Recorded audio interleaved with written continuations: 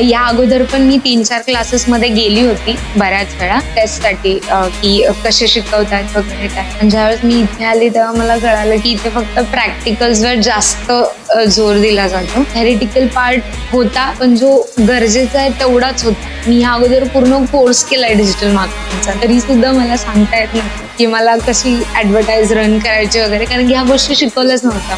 म्हणजे डेफिनेशन्स, सगळ्याच्या डेफिनेशन्स लिहून घ्या, ह्याचं लिहून घ्या, तसं इथे काय झालं नव्हतं. आणि ते LMS रेकॉर्डेड लेक्चर वगैरे मिळतात ज्याचा चांगला ऍक्सेस करू शकते मी. परत मला काही डाऊट्स आले की मी पटकन जाऊन ते लेक्चर चेक करते आणि मग माझा डाऊट तिथे सॉल्व्ह होतो. सर पण खूप छान शिकवतात. आधी ऍक्च्युली मी ऋषी सरांच्या बॅचमध्ये होती आणि त्याच्यानंतर परत मग ओमकार सरांनी माझे लेक्चर्स घेतले, पण दोघं पण अप्रतिम शिकवतात. म्हणजे मी कम्पेअर करू शकत नाही दोघांमध्ये, छान शिकवतात.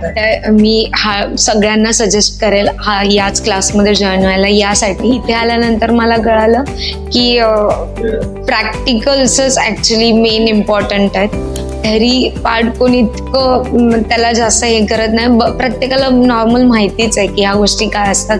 तर इथे प्रॅक्टिकल नॉलेज भरपूर छान मिळतं, सपोर्टिव्ह आहेत सगळे. आणि ते LMS जे रेकॉर्डेड लेक्चर्स वगैरे मिळतात ते सुद्धा खूप फायद्याचे ठरतात. मला असं वाटतं हे सगळ्यात इम्पॉर्टंट आहे.